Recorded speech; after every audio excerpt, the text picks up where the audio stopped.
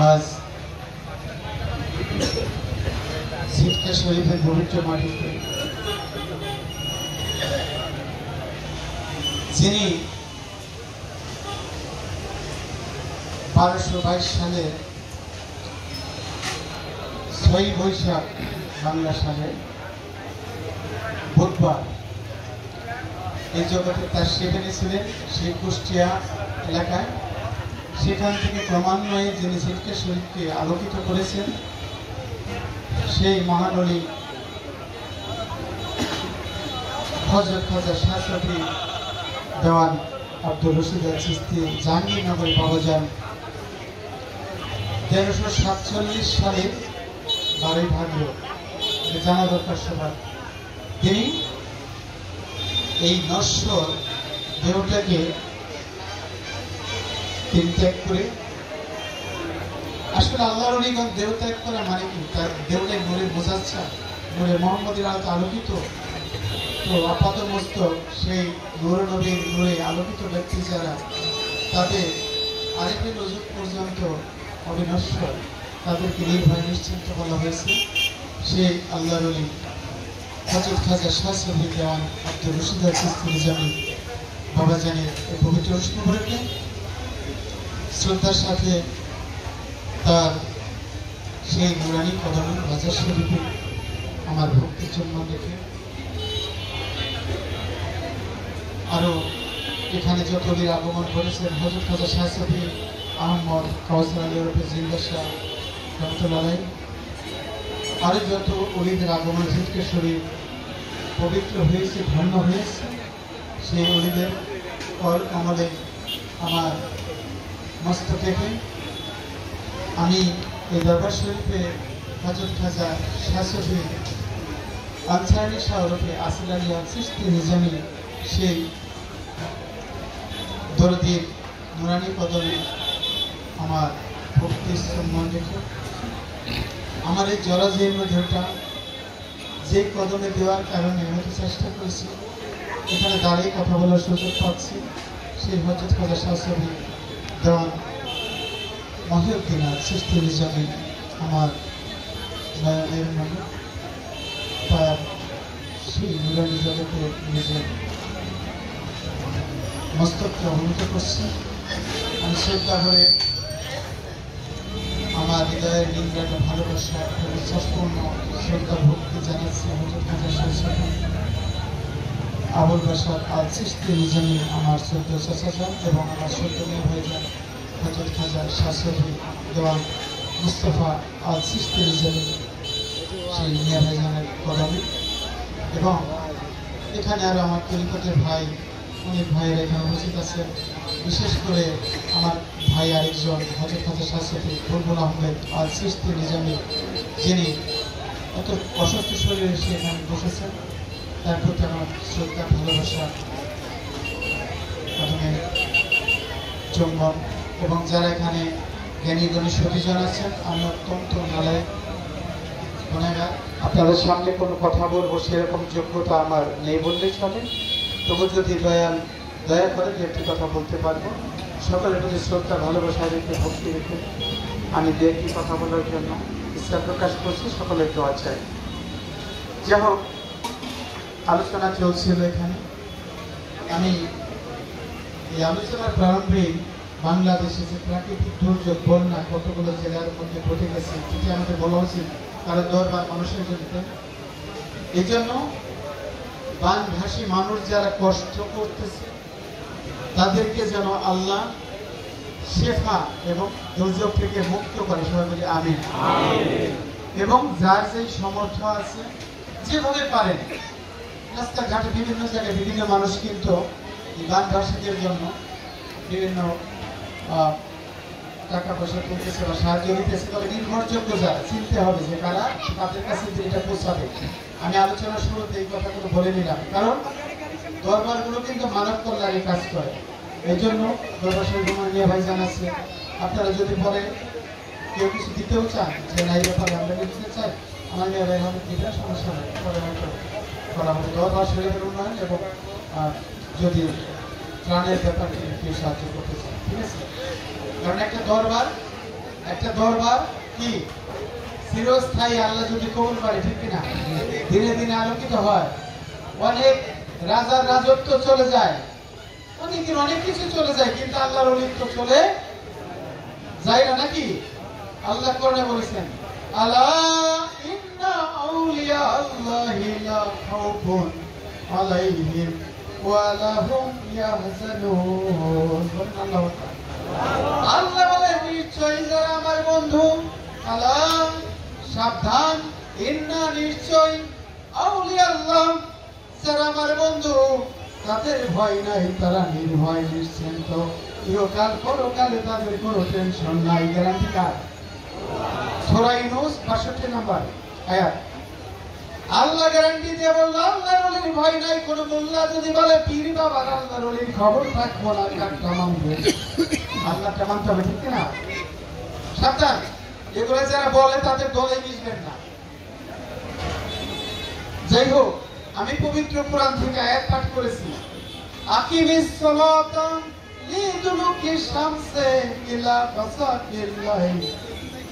আল্লাহ কোরআনে বলতেছেন, তোমরা সালাতকে কায়েম করো, খাড়া করো, দাঁড় করো, প্রতিষ্ঠিত করো, ইলা মানে দিকে, গাসাকিল লাইল রাতের আধারের দিকে দিকে যাবে। এই জন্য ওবাজান, আমরা যে আসছি এই জায়গায় এখনো পৃথিবীর অনেক জায়গায় দিন আছে না? দেখতে এখনো আমেরিকায় দিন, অনেক জায়গায় আমাদের যে অনেক রাত হয়ে গেছে, দিনের বেলা ক্রিকেট খেলা চলে, ঠিক আছে? দেখেন না? অর্থাৎ একসাথে কিন্তু পৃথিবীর কোথাও রাত দিন হয় না। যে সাইডটা আড়ালে পর ওইটা রাত হয়, যে সাইডটা সূর্যের আলো পায় ওই সাইডটা দিন থাকে। সূর্যের সামনে যে থাকে তার কোনো রাত নাই, আছে? সূর্যের উদয়ে যেখানে আছে সেখানে কোনো রাত নাই। আমি কথাটা অন্যদিকে নিয়ে যাচ্ছি ধীরে ধীরে। আল্লাহ বলতেছেন, সালাতকে কায়েম করো, খাড়া করো, দাঁড় করো, প্রতিষ্ঠিত করো, কারণ তোমার জীবন সূর্য একটা অন্ধকারে নিমজ্জিত হয়ে যাচ্ছে।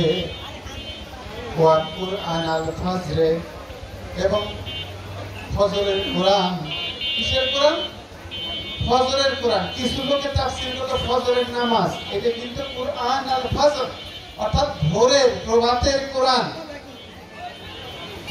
তার জন্য ইন্না কুরআন আল ফজরে কানা মাশহুদা, নিশ্চয় ভোরের কোরআন প্রকাশ্য সাক্ষী দেয়, সাক্ষী হয়ে দাঁড়ায়। মারাত্মক কথা।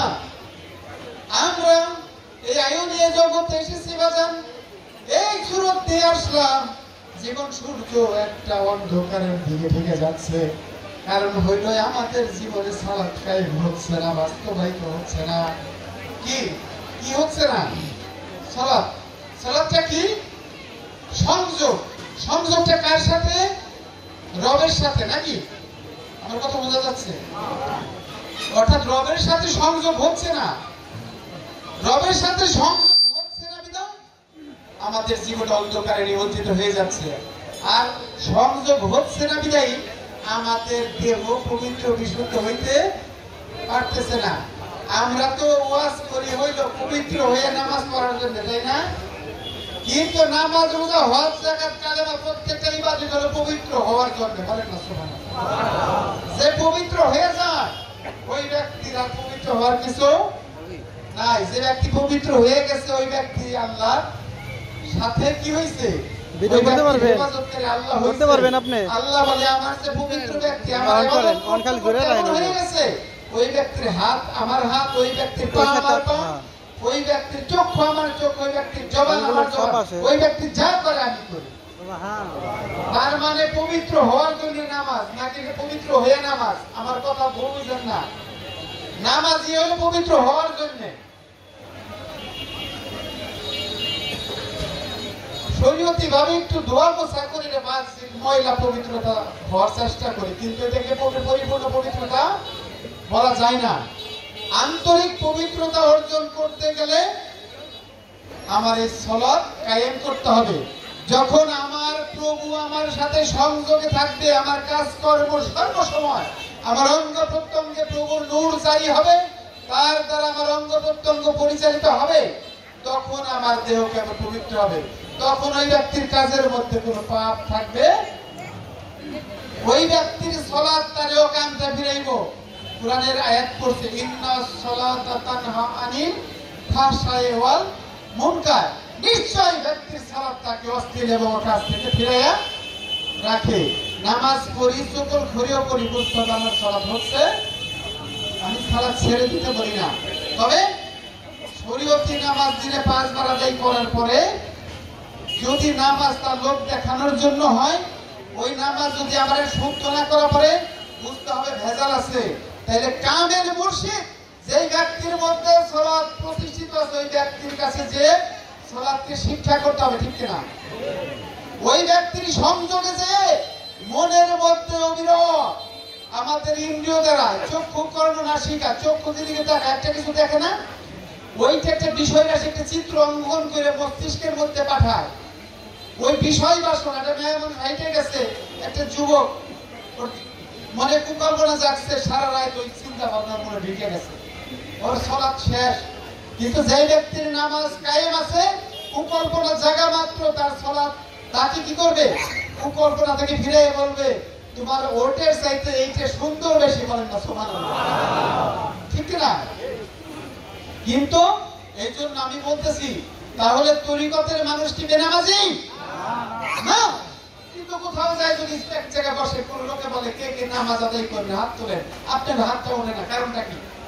আপনার বেনামাজি, আপনার প্রকৃত সালাতে, ঠিক কিনা? ইল্লাল মুসাল্লিন আল্লাযিনা হুম আলা সালাতিহিম দাঈমুন। ওই ব্যক্তি হইল নামাজ পড়লে আলা মুসল্লি, যে ব্যক্তি সর্বক্ষণ সালাতের মধ্যে থাকে, ওই ব্যক্তির মা বোনদের রান্না বান্না কাজ কাম, ওই ব্যক্তির নামাজ ছুটে যায় না। আমাদের ক্ষেত্রে ফসল বোনা ধান কাটা, এর মধ্যে সালাত ছুটে যায় না। এমনকি আমাদের দাম বলছে না, এই ঘরের লোকরা তালিম যখন বলে না কখনো মাওলার জিকির হইল না, অনেকে কয় অমুক সময় তমুক সময় অমুক জায়গা তমুক জায়গা গেলে জিকির করা যাবে না, কয় না, কয় আল্লাহর নাম নেওয়া যাবে না। আর আমরা কি বলি? হরদমে করো জপনা যাতে সমন হয় দমন। কোন দমে? হরদম মানে কথা বলি না, হর মানে সব, দম সব দম, একদম ফেলো যদি বেয়া দেখো দাম, আমি আর সের জানো করিলে কতদা। ও বাজান, যেই দমে আপনার বন্ধুর সাথে যোগাযোগ নাই, ওই দমের মধ্যে আপনি আপনার বন্ধুর কল্লা কেটে ফেলেছেন, ঠিক কিনা?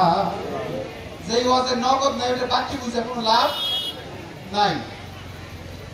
এই জন্য একটা দম যদি বন্ধুর সংযোগ ছাড়া ছেড়ে দেয়, গ্রহণ করি, তাহলে বুঝতে হবে আমি ওই দমে আমার বন্ধুর রূপ চেহারা রাখি নাই।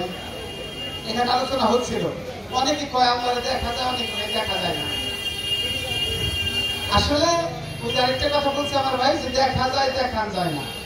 আল্লাহ কোরআনে সূরা বাকারা 115 নম্বর আয়াতে বলেন ওয়ালিল্লাহিল মাশরিকু ওয়াল মাগরিবু ফাআইনামা তুওয়াল্লু ফাসাম্মা ওয়াজহুল্লাহ ওয়াল্লাহু আকবার।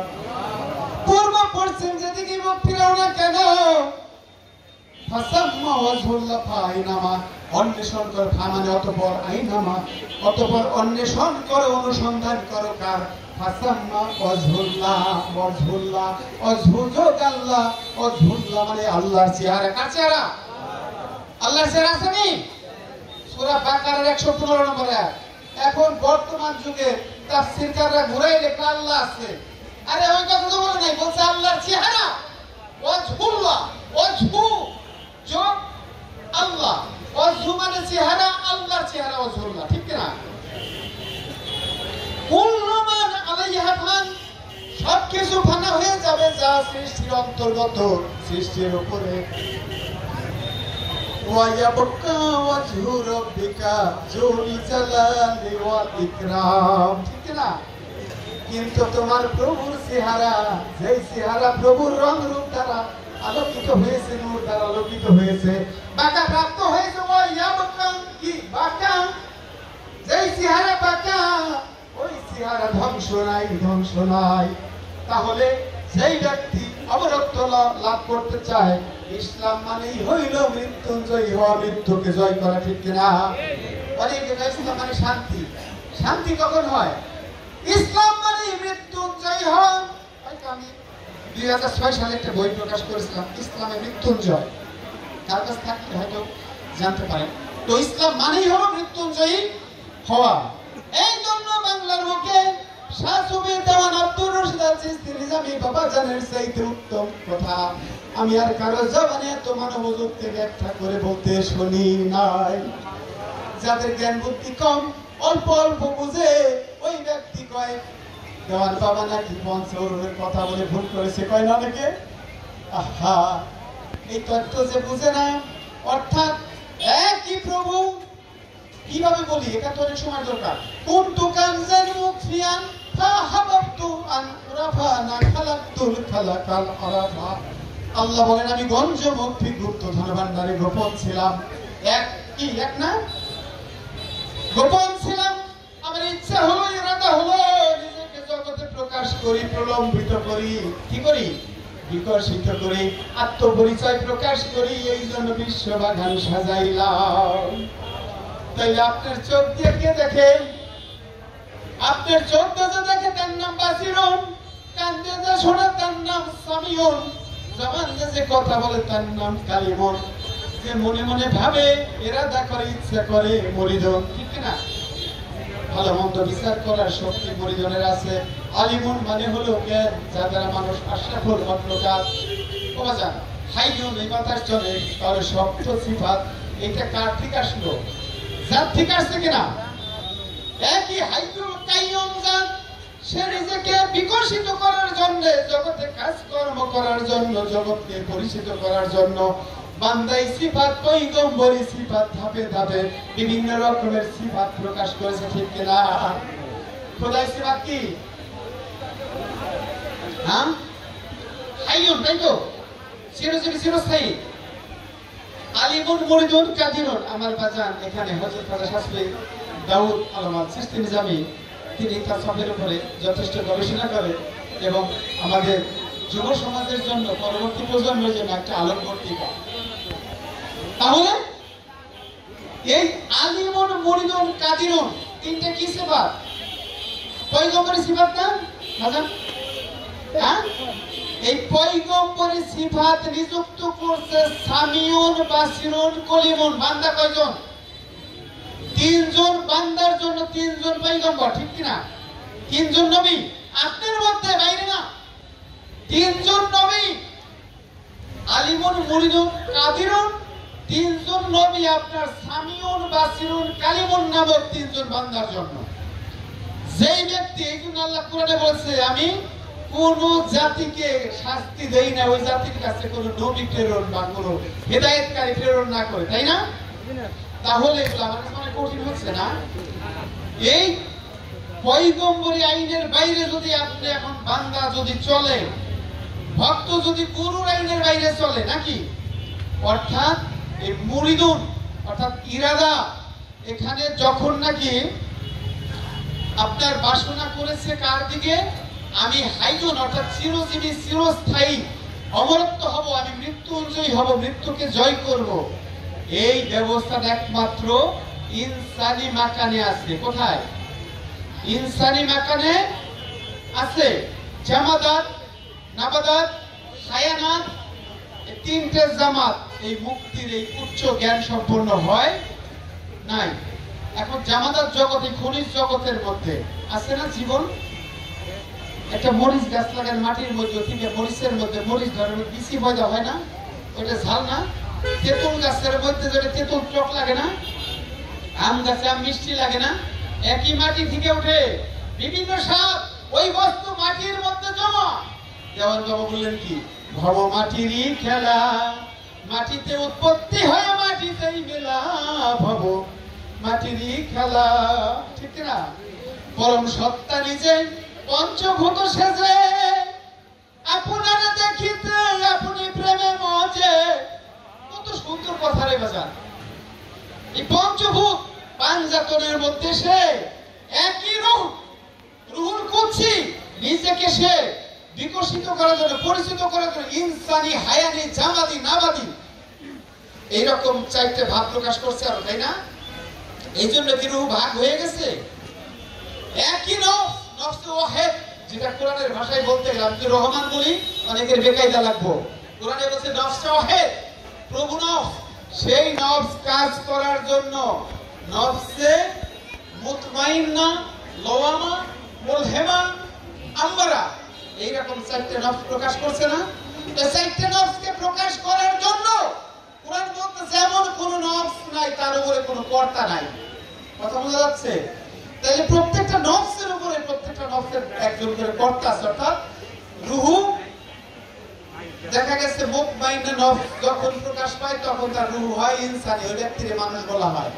কারণ দেখতে মানুষ হলে পশুর মতো কাজ করলে ব্যক্তির মানুষ বলা যাবে? ওটা আম্মারা নফসের গোলাম। আম্মারের গোলাম হইলে তো সে পশুর চাইতে নির্দিষ্ট হয়ে যেতেছে। তাহলে এই তত্ত্বটা যে ব্যক্তি বুঝে নাই, ওরে আর বোঝানো যাবে না। কোরআনে বলছে মান কানা ফি হাযিহি আমা ফাহুয়া ফিল আখিরাতি আমা ওয়া আদাল্লু সাবিলা। যেই ব্যক্তি ইহকালে ছায়া ছায়া দেখলো না, অন্ধ রইল, ওই ব্যক্তি পরকালে অধিক প্রত্যক্ষ থাকবে, হেদায়েত পাবে না। দেন বাবা বলেছে দিল আছে দিল বুঝে না, চক্ষু আছে দেখতে পাই না, কর্ণ আছে শোনে না রে। এই তিন মোকাম নষ্টের কারণ দেখছেন কোথায়? কথা দিল আছে দিল বুঝে না, খাতামাল্লাহু আলা কুলুবিহিম ওয়া আলা সামিহিম ওয়া আলা আবসারিহিম, ঠিক না? কোথায় কোরআনের সাথে মিল করা? তিন মোকাম নষ্টের কারণ পশু সেজন জাহান্নামে দিবে তারে, জ্ঞান কি অমূল্য রতন জানো রে মন, আল্লাহ জ্ঞান দিয়াছে যারে। এই জ্ঞানেতেই হয় ওলি আল্লাহর জ্ঞানেতেই হয় ওলি আল্লাহ, দেখে আল্লাহ আরে বিল্লাহ নামটি ধরে। আমার মতো দেখতেই মানুষ দেখা যায়, কিন্তু যদিও আমাদের মতো মানুষ, ওই ব্যক্তির যোগাযোগ সবসময় প্রভুর সাথে ঠিক কিনা। এই জন্য অনেক লোকেরা সর্বকালের কাফেররা ওই নবী রাসূলদের বলতো ওয়ামা আনতা ইল্লা বাশারুম মিসলুনা, কোরআনের আয়াত, ওয়ামা আনতা ইল্লা বাশারুম মিসলুনা। এবার কেমন নবী খানা খায়, হাটে বাজারে যাই, বউ পোলাপান আছে, দেখতে আমাদের মতোই মানুষের মেসাল করে না, নাউযুবিল্লাহ। যদিও মেসাল আল্লাহ কোরআনে বলল ওল ইন্নামা আনা বাশারুম মিসলুকুম ইউহা ইলাইয়া আন্নামা ইলাহুকুম ইলাহু ওয়াহিদ। সুবহানাল্লাহ।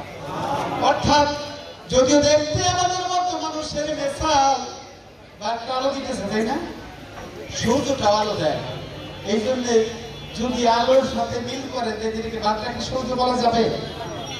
যদি আমরা দেখতে মানুষ, কিন্তু মহাপুরুষ যারা, দেওয়ান বাবা আর নবী রাসূল যারা দেখতে আমাদের মতো হইল, তাদের সাথে ইউহা ইলাইয়া আন্নামা, এই কথাটা পরের অংশটা তারা কয় না। অর্থাৎ তাদের কাছে বলে তো ওহী আসে, কি আসে? ওহী আসে রবের কাছ থেকে, যদিও তারা তাদের রব সম্পর্কে জানে না। যাই হোক, এখানে আমি যখন আলোচনা শুরু করতেছিলাম, বলতেছিল একজন দরদি কি যে জিজ্ঞাসা শরীফের 40 তালিম নিয়ে অনেক আলোচনা হয়েছে, কিন্তু এর যে গুণ দেখা গেছে সাফা, নুরজাত সাফা, তাই না? এর গুণ কি? সৌহার্দ, মেহের, গোসা, ডর, বখিলি, তাই না? জন্মের কালাম অনুযায়ী, তার তত্ত্ব অনুযায়ী সৌহার্দ মানে কি? ইচ্ছা শক্তি। যদি জাতের এই সৌহার্দ শক্তি না থাকতো, জগতে কিচ্ছু সৃষ্টি হইতো না। শব্দ আসছিল কোন, শুনে তার বিবরণ ওয়াল আসমার কারিগরিতে, আহাদিয়াত জাতম এলেমে হয় জহুর, সহুদয় জুদ ভায়া কোনেতে কোনেতে, আমি ডুব দিয়া রূপ দেখিলাম প্রেম নদীতে। আল্লাহ মুহাম্মদ আদম তিনজন একে নূরেতে নূরেতে।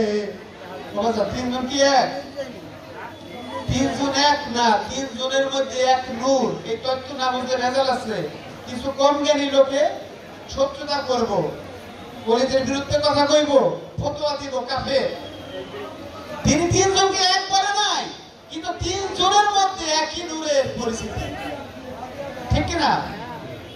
অর্থাৎ ধরেন একটা মাটির প্রদীপ, ওর মধ্যে তেল আছে, একটা হ্যাজাক লাইট, ওর মধ্যে তেল আছে, দুইটার মধ্যে তেল থাকলে জ্বলতেছে কিসে? একটা আলো বেশি, একটা আলো কম, এক জায়গায় নিরেট, এক জায়গায় স্বচ্ছ, এই তো ব্যাপারটা। কিন্তু সব জায়গায় তেল থেকে আলো জ্বলতেছে। কুরআন ওই তেলের নাম দিয়েছে জয়তুন তেল, মোবারক জয়তুন গাছ, পরিশুদ্ধ জয়তুন গাছ। এই তেল থেকে জ্বলে, বুঝছেন? আসলে যেই তেল থেকে জ্বলে এটা হলো নূরে মুহাম্মদী জ্যোতির্ময়, জ্যোতি সত্তা। যেই তেল দিয়ে দেহরাজ্য চেতন রয়েছে, লণ্ঠনে রূপের বাতি জ্বলছে রে সদাই, লণ্ঠনে রূপের বাতি। এই লণ্ঠনে, ওজুদ লণ্ঠনে সেই রূপের বাতি জ্বলছে, ঠিক কিনা? তাহলে মুহাম্মদ, আদম, আল্লাহ, এই আলিফ লাম মিম, আহাদিয়াত, ওহদাত, ওহেদিয়াত, এই তিনটা কাসরাতে যে তত্ত্বটাকে বুঝতে পারলো না, এখন যদি আপনি মুহাম্মদরে না পান, তাহলে আহমদরে পাওয়া যাবে না। এই মুহাম্মদ হলো হাকিকতে কি? মুহাম্মদ হলো হাকিকতে বর্তমানে এই যে আমরা যে মুর্শিদ পীর এদের কাছে যাচ্ছি, যাদের কাছে অনুসরণ করছি, এবং তাদের মধ্য থেকে নূরে মুহাম্মদ যে পাওয়া যায়, এই জন্য সেটা হলো আহমদী স্তরের মধ্যে, এবং সেটা হলো হাকিকতে আদম। এবং আহাদিয়াত স্তরের মধ্যে গেলে সেটা হলো অখণ্ড মণ্ডলাকার। দেওয়ানবাবু বলছে না, গেলে অখণ্ড দামে আর খণ্ড খণ্ড আর হবি না, তাই না? তাহলে আমরা যেন সেই অখণ্ড ধামে পৌঁছতে পারি। যাই হোক, তাহলে আমি সেই কথাটাই বলতেছিলাম, আমাদের মানব মুক্তির জন্য দেওয়ান বাবা যে কালাম রেখে গেল, যে মুক্তির ব্যবস্থাপত্র রেখে গেল, সেই পথে আমরা যেন যার যার মুর্শিদের শরণাপন্ন হয়ে মুর্শিদের দেওয়া তালিম ঘুষদার দম নেগাবার কদম সফর দরতন খেলোয়ার আঞ্জুমান, অর্থাৎ দমে দমে হুশ রাখা এবং কদম মুর্শিদের কদমের দিকে নিগা রাখা, নাকি? সেই কদমে নিগা রাখা, পরিপূর্ণ ভরসা রাখা, বিশ্বাস রাখা, সেই দিকে আমাদের অনুগত থাকা। কিন্তু পীর ধরেছি কি ধরেছি এখন অনেকে বুঝি না। আমরা আজান